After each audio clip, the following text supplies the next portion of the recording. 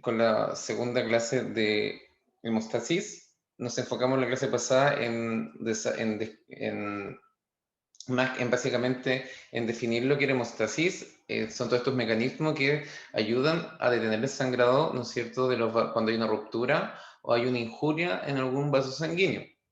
Habíamos hablado, ¿no es cierto?, de los factores que incluían esta hemostasis y habíamos dicho que se dividían en dos grandes partes, que era la hemostasis primaria y la hemostasis secundaria. La clase pasada hablamos de la hemostasis primaria, hacer un pequeño recordatorio que cuando había una injuria o un daño en el vaso sanguíneo, se empezaba a escapar sangre, ¿no es cierto?, hacia el exterior, hacia el extravascular. Cuando ocurría esto, comenzaba todo este mecanismo de coagulación, ¿no es cierto?, de hemostasis primaria. ¿Y qué es lo que era lo primero que ocurría? ¿Se acuerdan? Se comprimía el vaso. Exacto, una vasoconstricción. Luego, ¿no es cierto?, se iniciaba todo el mecanismo de la agregación plaquetaria, de la adhesión de plaquetas, del cambio de forma, de la liberación o de granulación, ¿no es cierto?, el reclutamiento y agregación de las plaquetas. Todo esto era para conseguir que las plaquetas, ¿no es cierto?, taparan el sitio de la lesión como pudieran a través, ¿no es cierto?, de un agregado de plaquetas. Todas ellas se juntaban, ¿no es cierto?, y se depositaban en el lugar de la lesión para así evitar que continuara el sangrado. Pero este primer tapón, que es el tapón plaquetario primario, tenía algunas características. ¿Alguien se acuerda?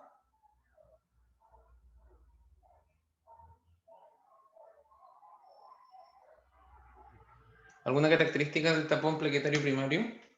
Nosotros decíamos, sirve, pero no es el más eficaz. ¿Por qué no era el más eficaz?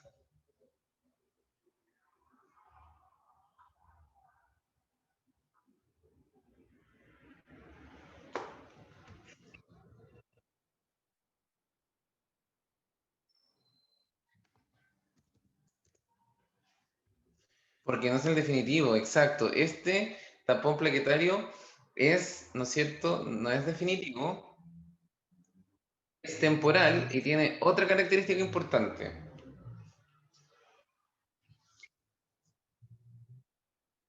¿Este era soluble o insoluble en agua?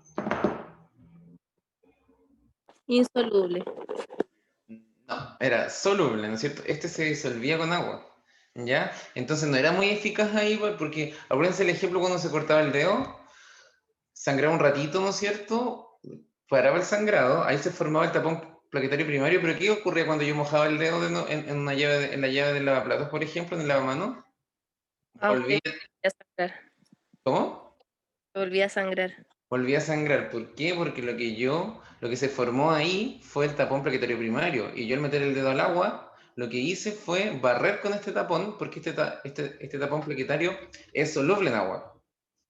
¿Qué es lo que debía pasar para que este tapón se formara, ¿no es cierto?, se convirtiera en el tapón insoluble, ¿no es cierto?, en el tapón plaquetario firme y definitivo? Tenía que empezar a actuar la famosa cascada de la coagulación con los factores de la coagulación. Que eso es lo que vamos a hablar hoy día, ¿ya? Más que nada, recordar que la hemostasis secundaria, de lo que vamos a hablar hoy día, se activa la cascada de la coagulación, se forma la fibrina, ¿no es cierto?, la malla de fibrina, el coágulo se refuerza con esta fibrina, formando el tapón plaquetario secundario, que sirve para vasos más grandes. Entonces, los componentes de la hemostasis secundaria, la cascada de la coagulación, con los factores de la coagulación, van a generar este coágulo estable, definitivo, tapón plaquetario secundario, que si ustedes se fijan, acá está el tapón primario, y la diferencia del primario con el tapón secundario es que este tiene esta falla, esta malla, todas estas líneas negras, que es una malla de fibrina, ¿ya? La fibrina es la que le da firmeza a las plaquetas y hace que esto sea insoluble en agua.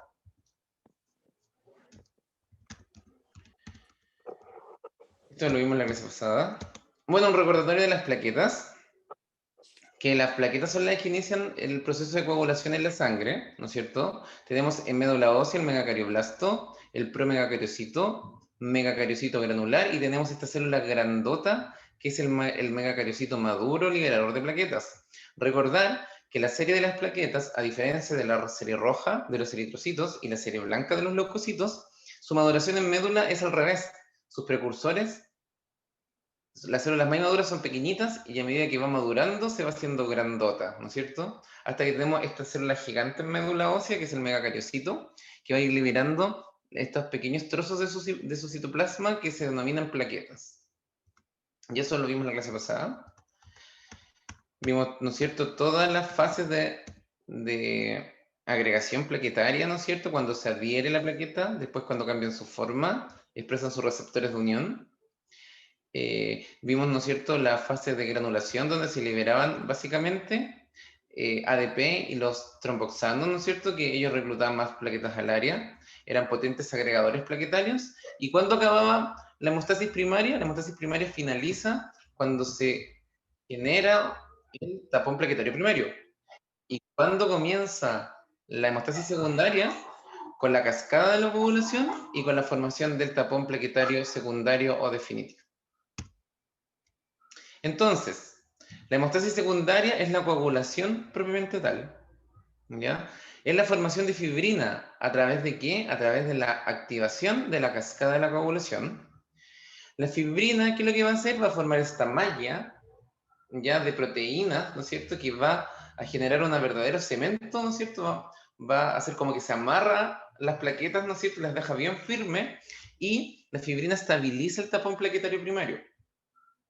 Su resultado final es el trombo secundario o tapón plaquetario secundario, que es irreversible. ¿Ya? Entonces vamos a escribir en el chat un par de conceptos. Tapón primario.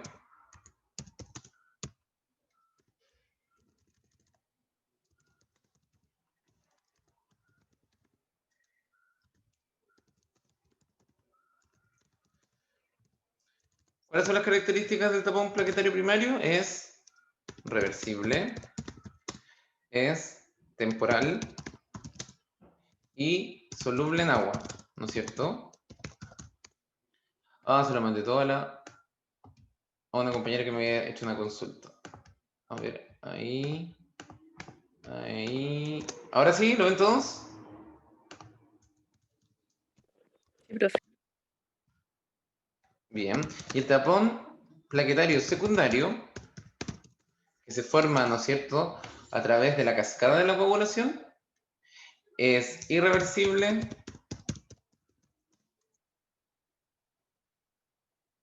es definitivo, y es insoluble en agua. Ya esas son las principales características de los dos tapones plaquetarios, el primario y el secundario. Entonces vamos a estudiar cada uno de los componentes de la hemostasis secundaria. ¿Ya? Entonces, ¿quiénes participan de esta hemostasis secundaria? Siempre cuando hablemos de la hemostasis secundaria, ustedes tienen que al tiro asociarlo a su cabeza a cascada de la coagulación. ¿Y quiénes participan de la cascada de la coagulación? Los famosos factores de la coagulación. ¿Ya? Estos factores siempre tienen un nombre de Christmas, factor hemofílico, etc., pero los nombres son más complicados. Para todo el mundo, para simplificarse la vida, a los factores de la coagulación se les llama por un número romano, generalmente del 1 al 12, ¿ya? Tenemos 1, 2, 3, 4, hasta el 5, porque el único factor son del 1 al 12, pero el único que no existe es el factor 6, ¿ya? No existe el factor 6. Existe el factor 1, 2, 3, 4, 5, 7, 8, 9, 10, 11 y 12, ¿ya?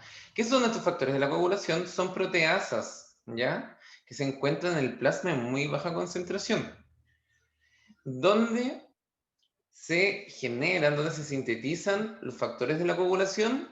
¿En qué órgano? En el hígado, ¿ya? Algunos en macrófagos, pero en muy pequeña cantidad. Todos los factores de la coagulación, la mayoría, se sintetizan en el hígado. De nuevo, todos los factores de la coagulación se sintetizan en el hígado, a excepción de uno, que es el factor 3, ¿ya?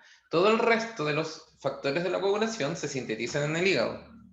Entonces, ¿en qué órgano se sintetizan los factores de la coagulación? En el... ¿En El qué hígado. órgano se sintetizan los factores de la coagulación? En el hígado. En el hígado, ¿no es cierto? A excepción de uno,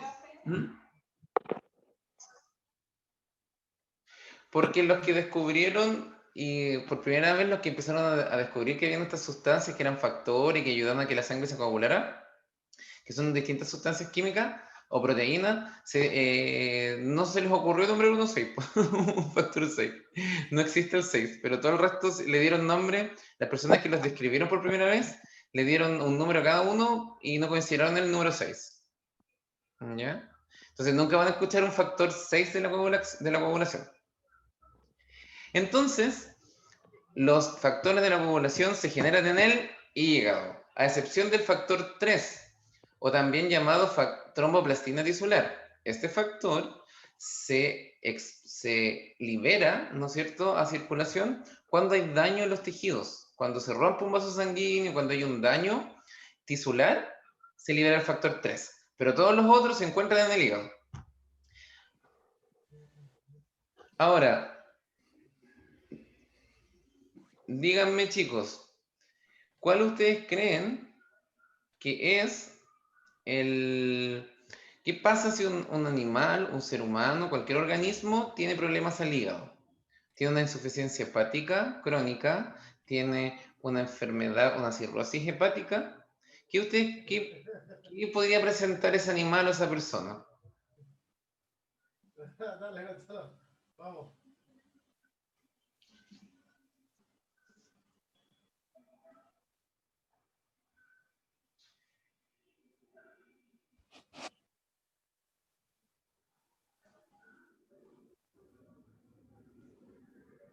Según lo que les acabo de comentar,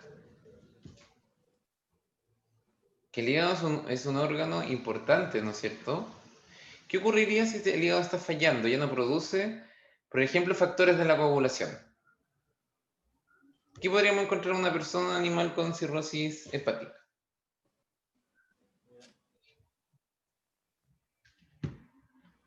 No se van a generar, o sea, no se van a sintetizar proteínas, o sea, que son propias de la coagulación de la sangre. Por ende, Por ende, es más propenso a tener sangrados. exacto, son personas o animales que van a tener sangrados espontáneos, ¿ya?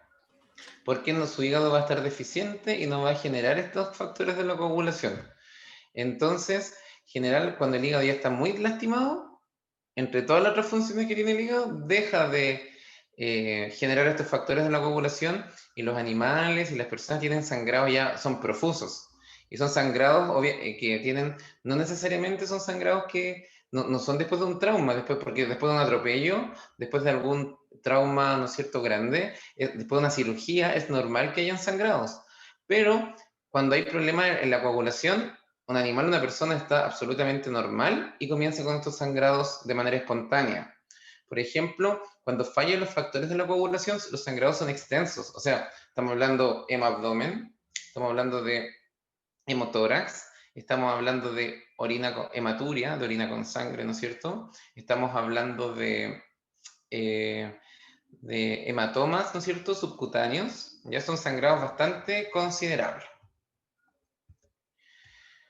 Otro punto importante de la hemostasis secundaria y de los factores de la coagulación, que hay 4 de ellos que son dependientes de vitamina K. ¿Qué factores son? El 2, el 7, el 9 y el 10. Estos 4 factores dependen mucho de la vitamina K para su correcto funcionamiento. ¿Qué creen que pasaría si un animal tiene deficiencia de vitamina K? Va a tener problemas de coagulación de sangre. ¿Cómo? Va a tener problemas con el tema de la coagulación de sangre. También, ¿no es cierto? Igual como si tuviera problemas hepáticos, o claro, alguna insuficiencia hepática, o una cirrosis hepática, los animales, ¿no es cierto?, que tienen deficiencia de vitamina K, también, o una hipovitaminosis K, también van a desarrollar problemas de coagulación y de sangrados espontáneos. Entonces, ¿qué factores son los que dependen de la vitamina K? El factor 2, el factor 7, el factor 9 y el factor 10. Si ustedes ven, generalmente se llama, el 2 es la protrombina, el 7 es la proconvertina, el 9 es el factor de Christmas, el 10 es el factor de Stuart. Pero es mucho más fácil decirle factor 2, factor 7, factor 9 y factor 10. En vez de Stuart, protrombina, proconvertina, factor de Christmas, etc. Todos nos aprendemos el número, ¿ya? Más que el nombre que lleva el factor. Hay ciertos venenos, como venenos para ratón, que tienen sustancias que se llaman cumarínicos, ¿no es cierto? Ellos, ¿qué es lo que hacen estas sustancias? Inhiben la acción de la vitamina K. Entonces, por ejemplo, cuando un ratón come veneno para ratón, va a ser inhibida la vitamina K que tiene biodisponible. Entonces, ¿qué va a ocurrir? Ese ratón va a comenzar con, no va a fallar su factor 2, su factor 7, su factor 9 y su factor 10. Por ende, se va a morir de hemorragias. Ese es como el mecanismo de acción que tienen los rodenticidas o los venenos para ratón. Creo que con Fabián alguna vez tuvieron que haber visto en semiología o en herramientas de laboratorio clínico, perdón, técnicas de enfermería clínica, tuvieron que haber visto a lo mejor intoxicación con veneno para ratón, con cumarínicos. Sí, sí, lo vimos.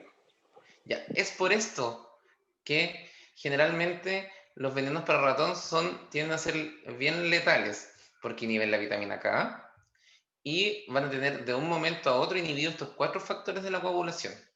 ¿Ya? Por eso, ¿cuál es el antídoto para el veneno de ratón? ¿Por una intoxicación con veneno para ratón?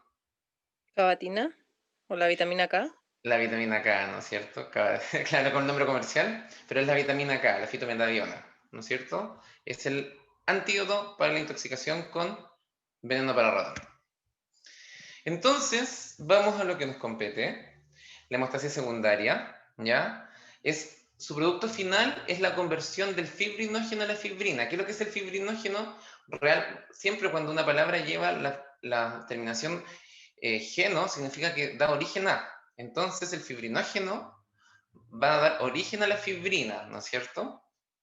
La consecuencia de la hemostasis secundaria es la formación de un coágulo estable asociado a plaquetas. Si ustedes se fijan, acá está el coágulo estable. Acá hay unos eritrocitos, unas plaquetas, ¿no es cierto? Y acá todo esto está envuelto por esta malla de fibrina. Y para que se forme esta malla de fibrina necesitamos que se active la cascada de la coagulación.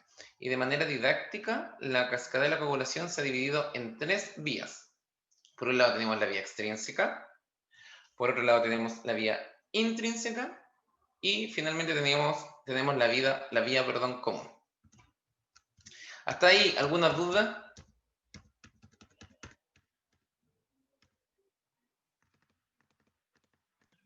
No, profe. Estoy hablando en serio, ¿ya? Porque no se queden con dudas. Ya, porque todo este proceso de coagulación no es muy sencillo de hacer, no es muy sencillo de asimilar al inicio, a veces se puede hacer un poquito complicado, pero hay que repasarlo harto, hay que leer harto, etc. Entonces, como ya les dije, la cascada de la coagulación, ¿no es cierto?, que ocurre una vez que hay una destrucción de un vaso sanguíneo y una injuria, hay una lesión, un corte, llámenlo como quieran, del vaso sanguíneo, se activa primero, ¿no es cierto?, la hemostasis primaria, la vasoconstricción, tenemos la agregación plaquetaria.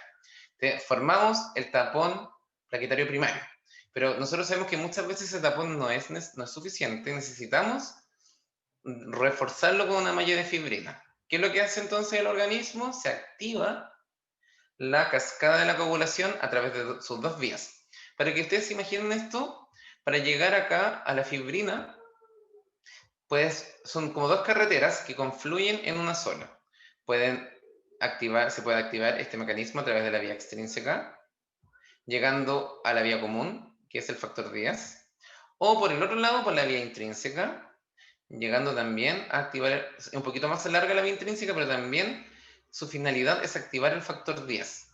Una vez que se activa el factor 10, él activa al 5, al 2 y al 1, y la vía común, ¿no es cierto?, termina transformando el fibrinógeno en fibrina, en polímeros de fibrina, y esta fibrina forma esta verdadera malla que va a reforzar el coágulo. Esto es lo más resumido de la cascada de la coagulación. Esto es como el resumen más macro, ¿ya? Tenemos 2 vías, vía extrínseca e intrínseca. Ambas vías van a activar la vía común La vía común es la que va a generar, ¿no es cierto?, la activación del fibrinógeno y la posterior formación de la malla de fibrina. ¿Dudas? No, profe. ¿Están todos expertos en coagulación entonces? No, profe. Ya.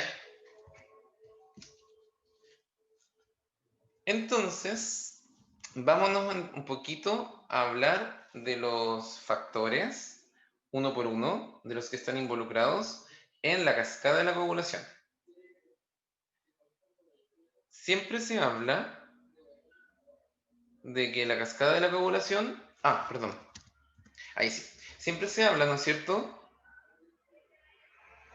de que la cascada de la coagulación comienza con se puede activar una vía extrínseca o intrínseca, ¿no es cierto?, independientemente una de otra. A veces se pueden activar ambas, ¿ya? Espérenme un minuto.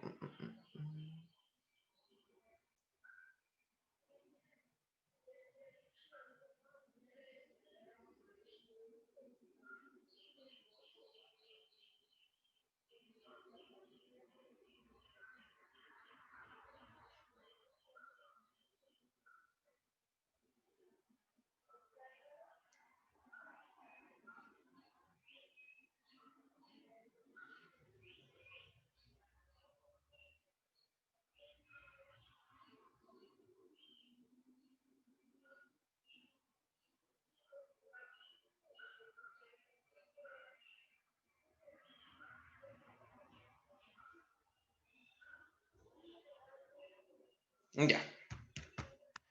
Entonces, perdón. Podemos,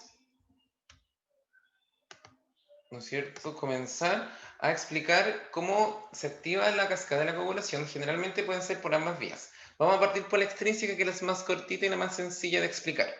Esto, ¿cuándo se activa? Cuando hay un traumatismo o hay una ruptura de algún tejido, ¿no es cierto? Generalmente cuando hay alguna ruptura de algún vaso sanguíneo, ¿no es cierto? Y ocurre en la exposición, ¿no es cierto?, de este factor 3 o factor tisular. Acuérdense que el único factor que no se sintetiza en el hígado es el factor 3 o factor tisular. ¿Cuándo se va a liberar? Cuando se destruyen los tejidos. Entonces, tenemos que el factor 3 va a activar el factor 7. Generalmente, cuando ustedes estén leyendo o estén viendo algún esquema de la cascada de coagulación, siempre van a estar escritos con números romanos el factor, y cuando tengo una A chiquitita significa que ese factor se activó. Significa, en este caso, acá está el factor 7, y gracias al factor 3, el factor 7 se logró activar y se va a transformar en factor 7 activado. Una vez que el factor 7 se activó, él va y va a lograr activar al 10. Y ahí se acabó la vía extrínseca. Así de cortito, así de fácil, así de sencillo. Entonces tenemos la vía extrínseca. Tenemos que se libera cuando hay un traumatismo, se libera el factor 3, en conjunto con el que va a activar el factor 7 a su vez. ¿Y 3 más 7 cuánto es? 10. Adivinen qué factor van a activar. El 10. El 10. Entonces la vía extrínseca es cortita. Solamente el 3, el factor 3, factor 7, activan el 10. Y llegamos a la vía común. La otra vía es un poco más larga, la intrínseca. ¿Por qué? Porque acá partimos con el factor 12. El factor 12 debe ser sí o sí activado. Entonces el factor 12, ahí sí. El factor 12 va a activarse y va a formar el factor 12 activado. Una vez que el factor 12 se activa, va inmediatamente a activar el que viene debajo de él. ¿Y cuál es el que viene debajo de él? Es el factor 11. Entonces, el factor 12 activado va a activar al factor 12 y ¡pum!, se transforma en factor 11 activado. El factor 11, una vez que se activó, su misión es activar al que viene a un nivel más abajo, que en este caso sería el factor 9. Pero el factor 11 activado no lo hace solo, lo hace en conjunto con un mineral muy importante para la coagulación, que yo les dije el semestre anterior. Chicos, acuérdense que este mineral es muy importante, este elemento es importante para la coagulación, y lo vamos a ver por qué es tan importante el próximo semestre. ¿Se acuerdan qué mineral era? Calcio. El calcio, ¿no es cierto? Entonces el factor 12 activado más el calcio van a activar el factor 9. Se activó el factor 9. El factor 9, una vez que se activa, va a estimular, ¿no es cierto?, el factor que viene un nivel más abajo, que es el factor 8. Y una vez que el factor 8 se activa en conjunto con el factor 9 activado, en conjunto con el calcio y los fosfolípidos plaquetarios, todo este complejo 8 que se llama va a activar el factor 10. Y ahí llegamos otra vez a la vía común. Entonces, ¿cómo lo podríamos resumir en el chat?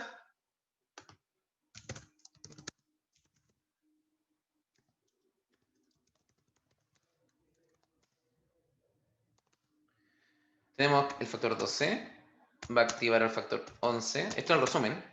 El factor 11 va a activar el factor 9. Finalmente, el 9 en conjunto, ¿no es cierto?, con el 8 activado, el 9 activado, calcio, fosfolípidos plaquetarios, van a activar al factor 10.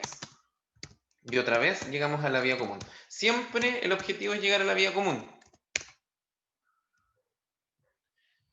Lograron ver todo en el... Lograron ver todos, ¿no es cierto?, en el... ¿Sí? En el chat. Ya. Entonces, de acá hacia abajo empieza la vía común. Ya la vía común tampoco es excesivamente larga. ¿Ya? La vía común tiene básicamente... la vía común tiene básicamente... se activa el factor 10. Ambas vías, intrínseca como extrínseca, tienen como motivo activar el factor 10. El factor 10 no se activa solo, ¿ya? Se activa por un lado con el factor 7 activado, con el factor 8 activado, pero solo él no se activa por sí solo, sino que necesita de calcio en este paso también para activarse, para terminar de activarse. Una vez que el factor 10 se activa, ¿ya?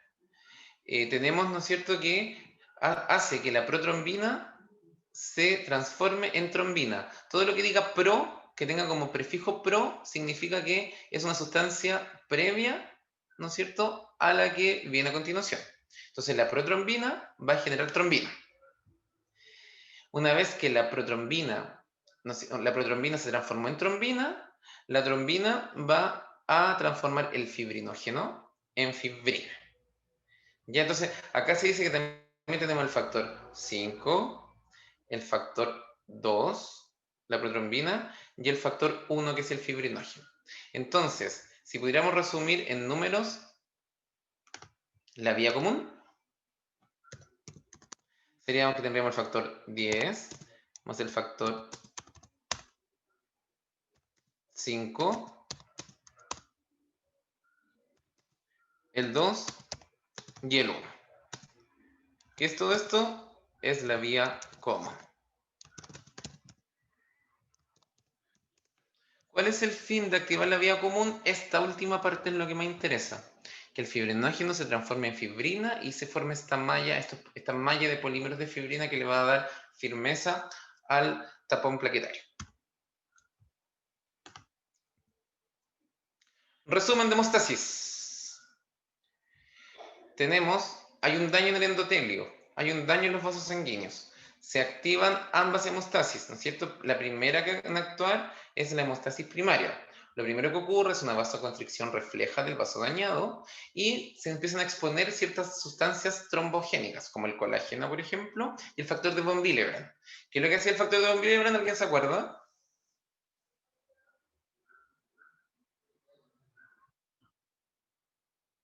¿Qué hacía el factor de von Willebrand?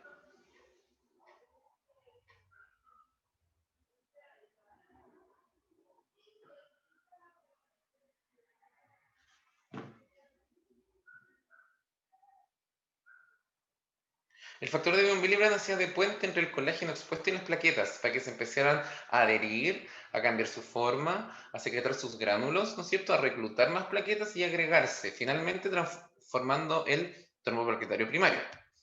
Después, ¿qué ocurría? Se activaba la hemostasis secundaria, ¿no es cierto? Sobre todo en vasos sanguíneos más grandes, a lo mejor en lesiones más grandes. Y también se activa, ¿no es cierto?, cuando se expone el colágeno. También se expone a su vez el factor 3, el factor tisular, más el 7 van a llegar a la vía común. También el colágeno directamente va a estimular, ¿no es cierto?, la activación de la vía intrínseca, donde se activa el factor 12, el 11, el 9 y el 8.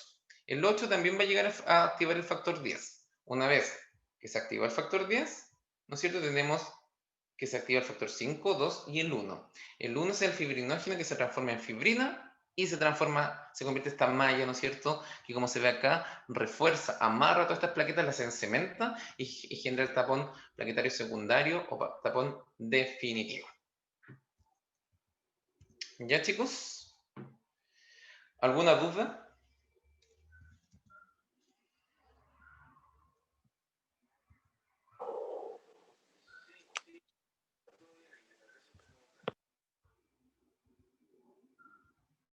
Por ejemplo, ¿por qué el veneno para ratón genera que se impide la coagulación de la sangre, ¿no es cierto? Y puede matar a un animal por hemorragia. ¿Qué factores? ¿Qué es lo que hacía el veneno para ratón? ¿Se acuerdan? ¿Cómo, profe? ¿Cuál era la consulta? ¿Qué es lo que hacía el veneno para ratón? Algo del calcio, ¿no? Inhibe la vitamina K. La vitamina K, ¿no es cierto?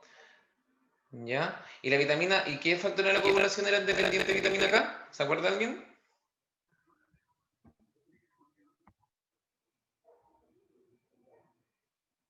El 2, el 7, el 9 y el 9 y 10. 10. Exacto. Entonces, si esta es la cascada de la coagulación de un animal que consumió veneno para ratón, se va a inhibir el factor, el 9, el 10, que es de la vía común, ¿no es cierto?